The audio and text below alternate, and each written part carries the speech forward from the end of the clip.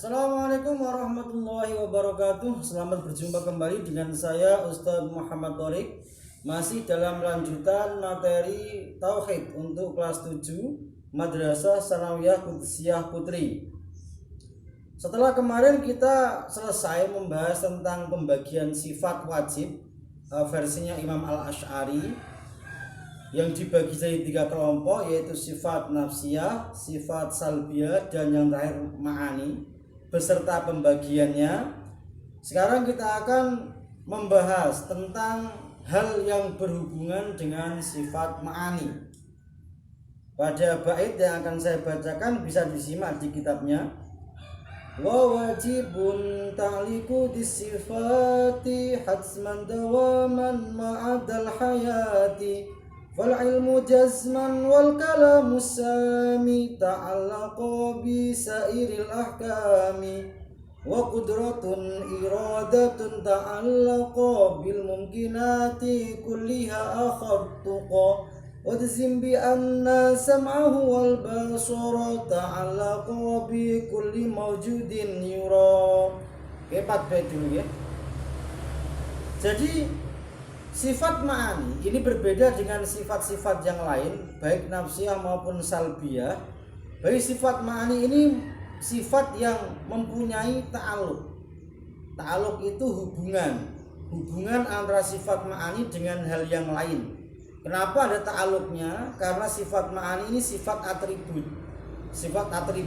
Jadi semacam alat. Jadi harus ada korelasi atau ada hubungan, ada sasaran dari sifat ma'ani tersebut. Contoh kudrot ada hubungannya dengan makdur, ada kudrot ada yang dikudroti. Irodah juga sama, ada irodah juga ada yang diirodahi. Begitu seterusnya sampai dengan 7 sifat ma'ani. Makanya selain sifat ma'ani tidak ada ta'aluknya, tidak ada hubungan, karena baik itu wujud, kemudian 5 sifat salbiyah itu menetap atau dalam artian menempel pada zatnya Allah dan tidak berhubungan dengan yang lainnya. Sedangkan sifat ma'ani itu di samping menempel kepada zatnya Allah juga mempunyai hubungan, mempunyai ta'aluk dengan perkara yang lainnya.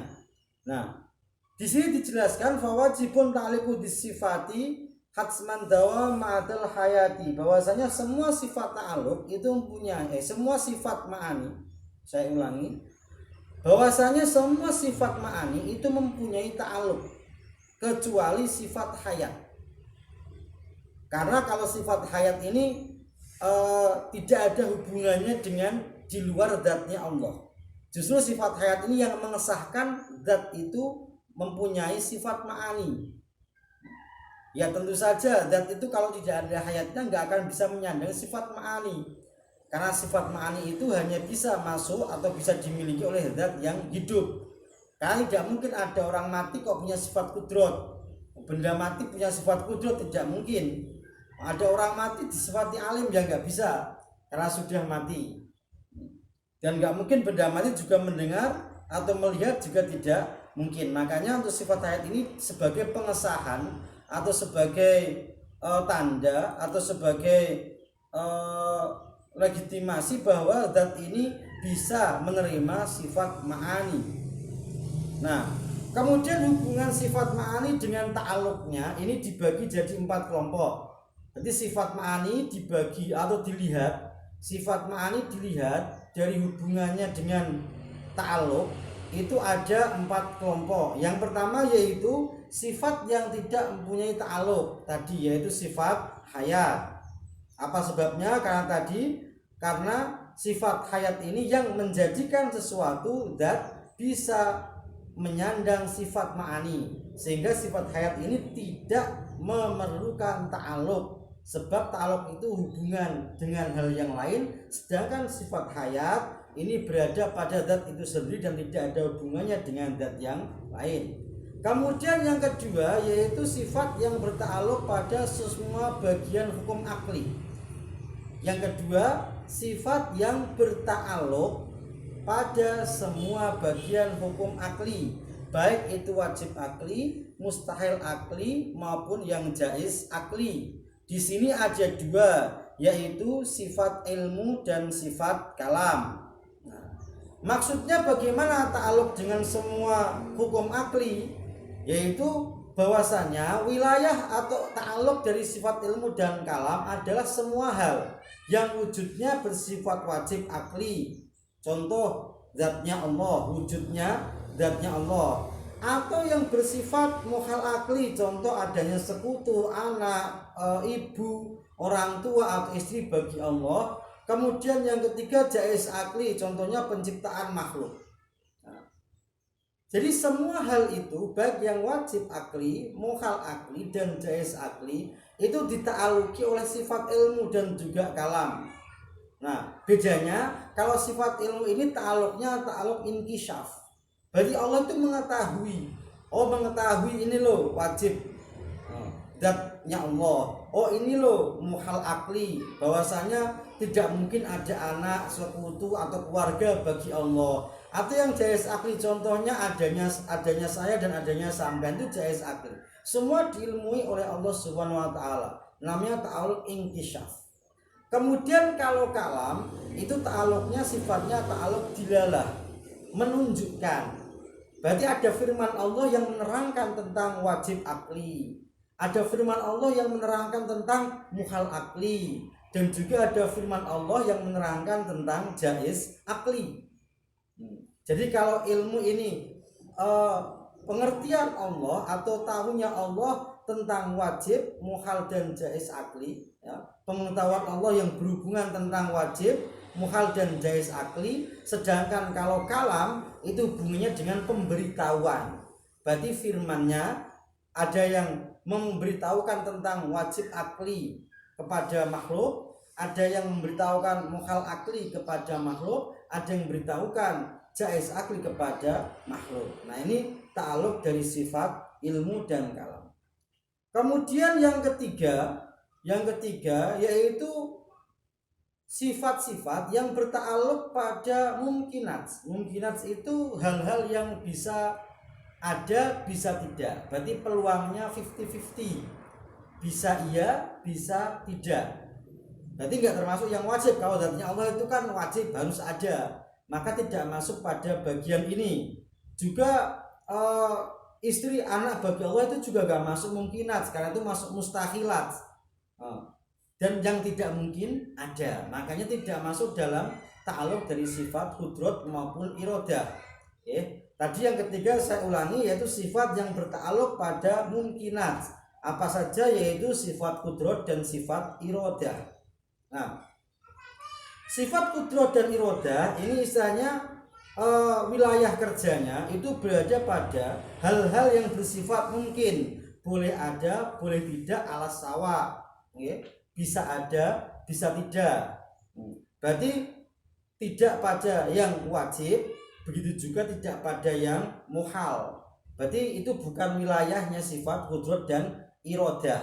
Nah, kemudian sifat ta'aluk dari sifat irodah dan kudroh ini sifatnya adalah taksir. Ta'aluk taksir, memberikan pengaruh atau memberikan pengaruh pada perwujudan dan pentiadaan. Itu namanya ta'aluk taksir. Kalau irodah itu ta'aluknya ta'aluk taksis atau perencanaan, sedangkan kudroh itu pada implementasinya atau pada ijad atau i'dam, mewujudkan atau mentiadakan. Jadi kalau irodah itu mentaksis, perencanaan, kalau memang ada yang nanti diwujudkan oleh kudrot, kalau memang tidak ada tidak akan diwujudkan oleh kudrot. Nah, itu ta'aluk pada sifat irodah dan juga kudroh, namanya ta'aluk taksir, memberikan pengaruh pada mungkinat, memberikan ada atau tidaknya. Kalau secara global ta'aluk itu dibagi menjadi dua. Yang pertama yaitu ta'aluk suluhi, yang kedua ta'aluk tanjizi. Apa bedanya? Ta'aluk suluhi itu potensi. Sedangkan kalau ta'aluk tanjizi itu faktual, sesuai dengan fakta, pelaksanaan. Contoh, Zaid belum ada.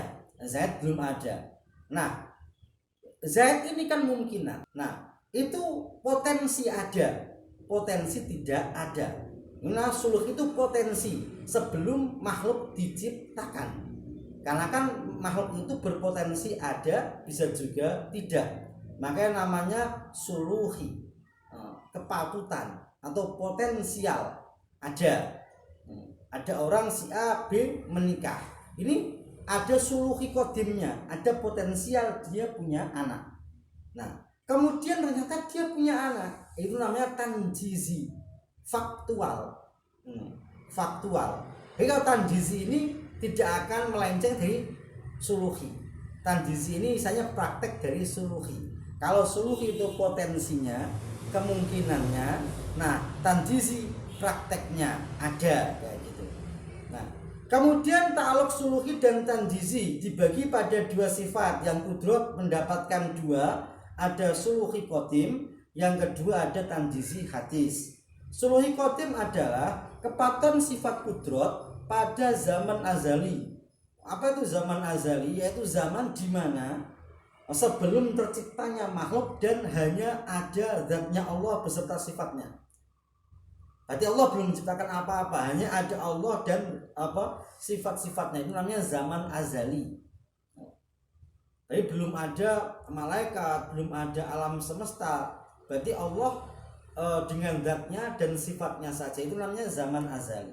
Nah, jadi tadi kepatuhan sifat kudrot pada zaman azali untuk menciptakan dan mentiadakan makhluk. Untuk menciptakan dan mentiadakan makhluk. Berarti walaupun pada zaman azali kudroh ini sudah punya ta'aluk. Sudah punya ta'aluk walaupun belum ada makhluk. Itu namanya suluhi qadim. Kemudian yang kedua, ta'aluk dari kudrot yaitu tanjizi hadis. Yaitu Allah menciptakan dan meniadakan sesuatu atau mungkinat tadi dengan perantara sifat kudrot sesuai dengan ketentuan atau irodah pada zaman azali.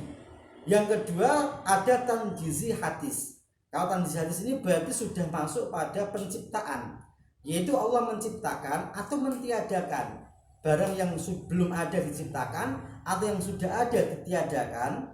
Nah, sesuai dengan ketentuan pada perencanaan atau irodah, planningnya dulu seperti apa pada zaman azali itu akan terlaksana. Itu tanjizi hadis. Kemudian yang kedua, sifat irodah juga punya dua ta'aluk. Yang pertama suluhi qadim, yang kedua tanjizi qadim. Kalau irodah ini ta'aluknya semuanya qadim. Karena irodah ini kan tadi rencana, planning itu ya duluan, nggak ada rencana susulan. Beda kalau manusia punya rencana A, rencana B, rencana A nggak terlaksana, rencana B dijalankan. Tapi kalau irodah ini semuanya bersifat qadim. Karena perencanaan Allah ini sebelum ada makhluk semuanya sudah terencana, semuanya sudah terplanning rapi. Tidak akan ada revisi rencana. Makanya baik suluhi maupun tanjizi pada irodah semuanya bersifat qadim. Yang pertama suluhi qadim yaitu kepatuhan sifat irodah, kepatuhan sifat irodah pada zaman azali atau zaman sebelum terciptanya tadi, sebelum terciptanya makhluk dan hanya ada Allah beserta sifatnya untuk menciptakan. Untuk merencanakan penciptaan secara global. Contohnya Zaid itu jadi nggak ada, jadi nggak diciptakan atau nggak jadi diciptakan. Ini namanya perencanaan secara global. Kemudian yang kedua tanjizi qadim itu adalah keterkaitan aktual yang bersifat qadim atau perincian rancangan. Berarti kalau suluhi itu berhubungan dengan ada atau tidak, jadi atau enggak jadi. Kalau tanjizi itu pada rencana yang lebih rinci lagi. Contoh Zaid nanti akan lahir pada tahun sekian di negara ini, bapak ibunya si A dan si B. Nah itu tanjizi qadim. Berarti kalau suluhi qadim itu perencanaan secara global, gampangnya wilayahnya secara seperti itu, perencanaan secara global jadi atau enggaknya. Kemudian kalau tanjizi qadim itu faktualnya, perencanaan secara rincinya seperti apa. Kalau jadi nanti dia akan lahir pada tahun berapa, orang tuanya siapa, warga negaraannya apa, itu tanjizi qadim. Dan semuanya baik perencanaan global maupun perencanaan yang faktual ini merupakan terjadinya pada zaman azali. Bukan kok faktual ketika dia udah di kandungan ibunya baru dibuat rencana, oh nanti dilahirkan tahun sekian, bulan ini, enggak. Tapi semua perencanaan itu sudah komplit. Berarti kejadian yang akan terjadi mulai awal penciptaan sampai nanti akhir penciptaan semuanya sudah rampung atau sudah selesai terkonsep. Tidak ada revisi. Baik kok jafal kolam ya, rufi al kolam, misalnya sudah selesai.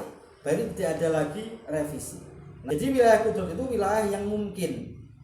Berarti kalau walaupun kelihatannya mustahil bagi manusia, berarti mungkinatnya Allah lebih banyak atau tak terbatas, sedangkan mungkinat bagi kita, bagi makhluk itu ya pasti mungkin ada terbatasnya. Jadi kalau cara kerja Allah itu, kudrat itu tidak langsung blek gitu, enggak, tapi harus memberikan faktor mungkin. Contoh umpamanya, dulu saya pernah ditanyai sama guru saya, bisa enggak kira-kira bumi yang sebegitu gedenya masuk lewat lubang jarum dengan kondisi yang sama? Oh, itu kalau dulu jawabnya bisa, karena Allah pasti bisa. Ternyata jawabannya apa? Tidak bisa.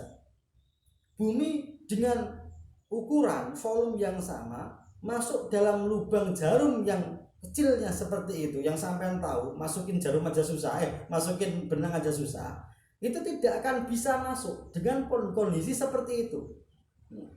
Terus bagaimana? Nah, maka cara kerja dari kudrat adalah membuat itu jadi mungkin. Bagaimana? Ada dua kemungkinan. Yang pertama, buminya dikecilkan, disusutkan masanya sehingga bisa melewati lubang jarum. Atau yang kedua, lubang jarumnya diperbesar sehingga bumi yang gede seperti itu bisa masuk melewati lubang jarum. Berarti kudrat itu memungkinkan. Contoh ada Nabi Isa lahir, nggak ada bapaknya. Kalau orang dulu heboh itu, ada anak lahir tanpa bapak. Ya bagi Allah itu mungkin saja. Tinggal menambahkan faktor mungkin. Ya saya contohkan sekarang, ya ada orang mengandung tanpa bapaknya, pakai metode bayi tabung. Itu nggak perlu ayah, tidak perlu laki-laki untuk melakukan langsung, tapi cukup disuntikkan gitu saja, tanpa terjadi hubungan suami istri, tapi bisa mengandung kayak gitu. Nah ya tapi sih nggak seperti itu juga, tapi kan paling tidak itu bahwasanya yang mungkin dulu tidak mungkin, kata orang dulu nggak mungkin, sekarang sudah bisa jadi mungkin. Dulu mungkin orang nggak kepikiran bisa terbang di angkasa, ternyata sekarang banyak pesawat terbang. Orang lewat kendaraannya itu udah lewat udara, lewat laut, semuanya udah ditaklukkan.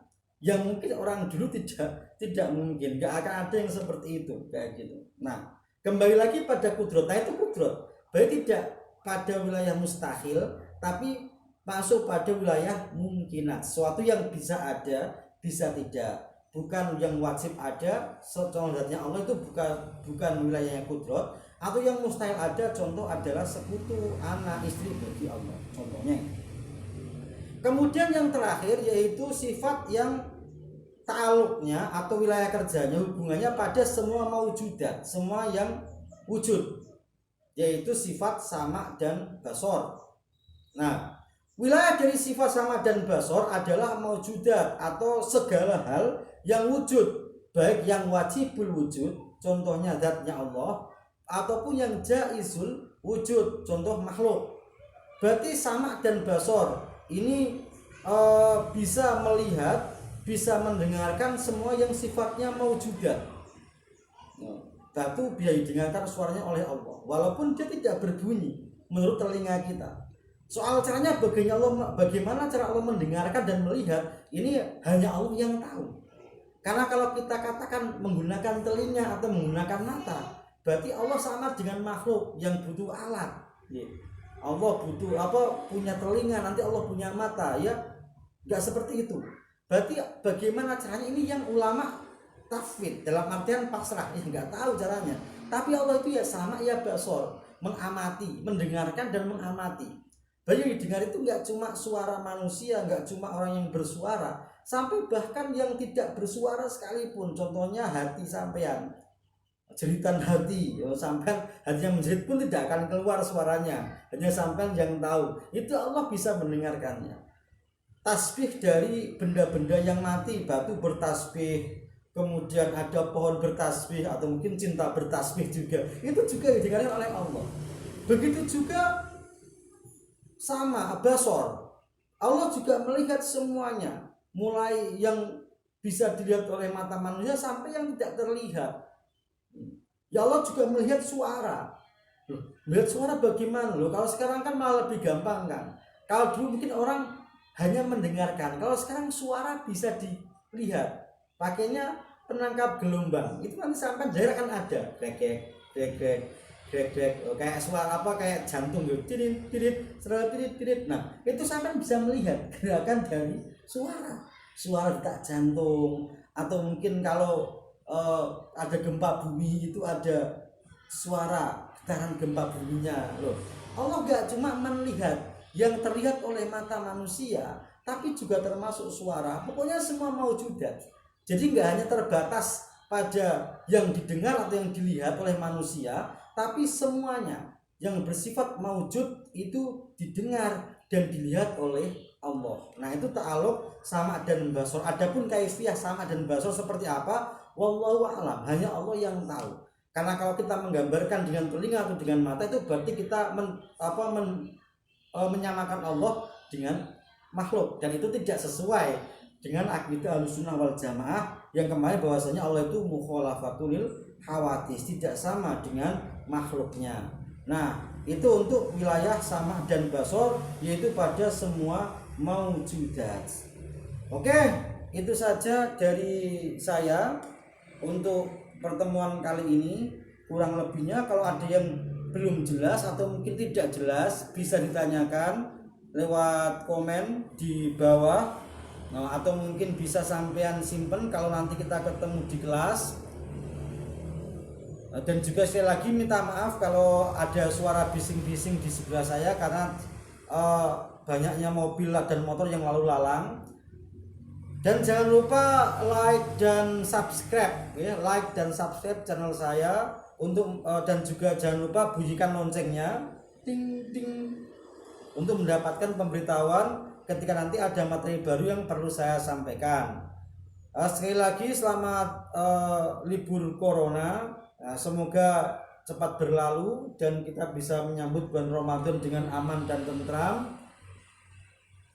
Sekali lagi, jangan habiskan kuota untuk yang tidak penting, habiskanlah kuota untuk yang bermanfaat. Diantaranya adalah menonton channel saya ini materinya. Dan jangan lupa di akhir video nanti akan ada rangkuman materi, mungkin itu lebih lengkap dari yang saya omongkan, yang dari yang saya ucapkan, yang saya terangkan, karena itu sudah saya tulis secara rinci. Jadi Anda bisa pause untuk melihat, atau mungkin sampai screenshot atau sampean tulis sendiri. Nah itu bermanfaat. Nah mungkin kapan-kapan kalau saya buat soal itu bisa buat jadi referensi. Ya cukup sekian dulu dari saya. Wa'afu minkum, kurang lebihnya. Assalamualaikum warahmatullahi wabarakatuh.